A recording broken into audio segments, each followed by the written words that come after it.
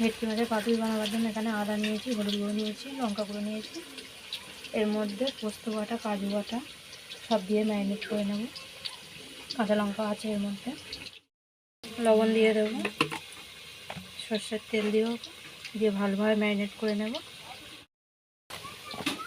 ভালো করে ম্যারিনেট করে নেব।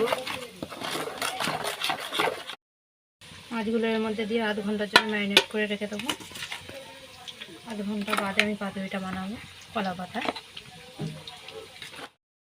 মাছগুলো আধ ঘন্টার জন্য ঢাকা দিয়ে রেখে দেবো। একটা করে মাছ দিয়ে দেবো, মশলাও দিয়ে দেবো।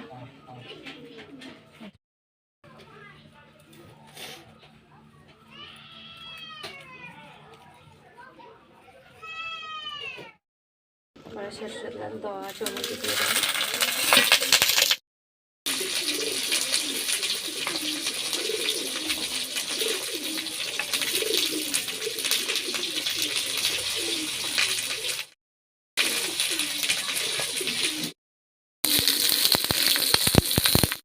এইসব পাতুরিগুলো বানিয়ে নিয়েছি। তাহলে চিকেন রান্নার জন্য পেঁয়াজ দিলাম, কাঁচা লঙ্কা দিলাম, মাংসটা ম্যারিনেট করে রেখে দিয়েছি।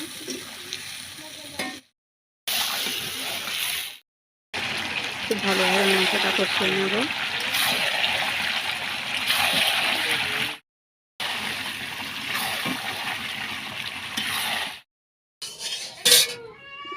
হয়ে গিয়েছে আমাদের মাংসের তরকারি। ফ্রাইড রাইস বসে দিয়েছি, এটাও হয়ে গিয়েছে। সব রান্নাগুলো হয়ে গিয়েছে।